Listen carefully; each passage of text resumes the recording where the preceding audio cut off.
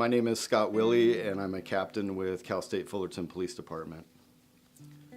I have taken part in Movember for several years, sometimes as a donor. I donate money, or as a participant. But this year was the first year that I really read what Movember was about, and it hit me like a ton of bricks.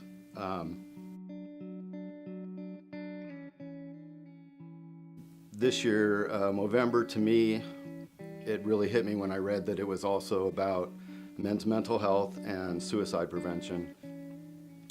My older brother, took his life on June 1st of 2018. So, totally different meaning for me this year, and my family. For all of us taking part in it, we're dedicating it to my brother.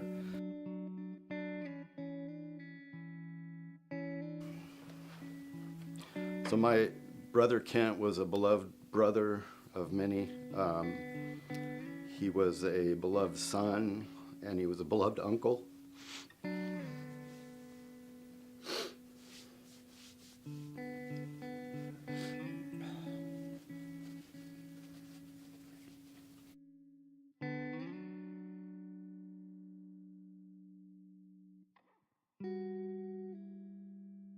My brother has been dealing with mental health issues for quite a long time, probably for a couple of decades.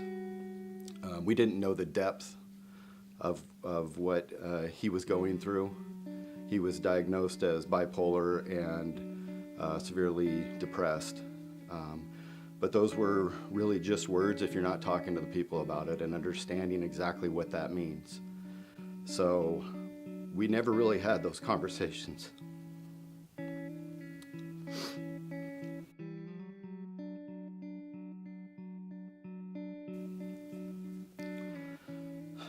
So I think looking back now, we wish we would have talked a little bit more in depth about what my brother was going through.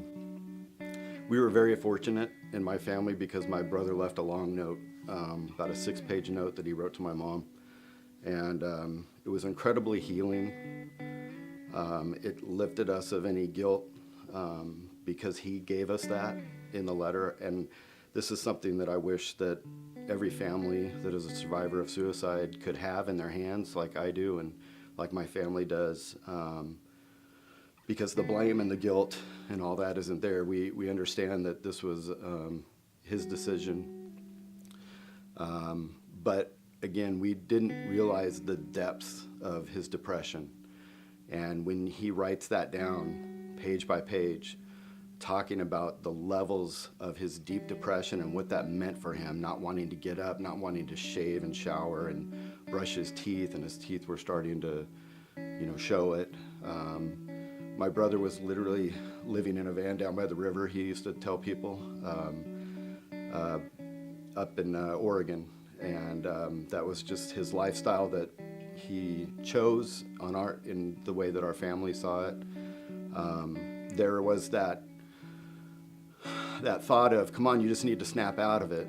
And that's so wrong for people that are suffering from severe depression, because they don't have the tools to do that. And so as family members and friends, just talk to them, ask them those questions to try to get them out of that and try to get them some help.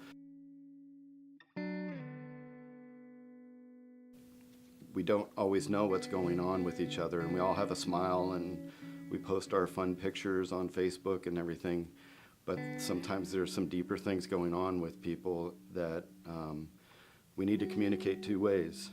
If you're in those dark places, reach out and talk to somebody about that. Let us know. Let us, your friends and family, know where you're at, so we can try to help you. And if you're friends and family, make sure you're asking those questions. If you know someone's going through some hardships, just pose those questions to them and ask how they're doing, and get down into the depths beyond the basic level of questioning that we always do with each other.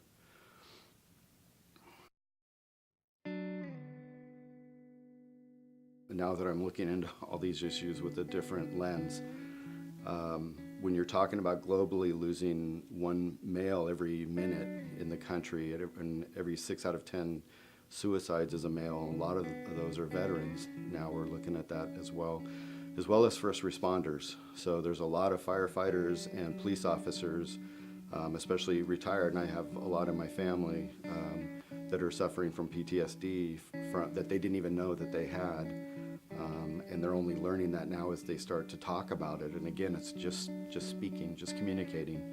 That's so important for people to do.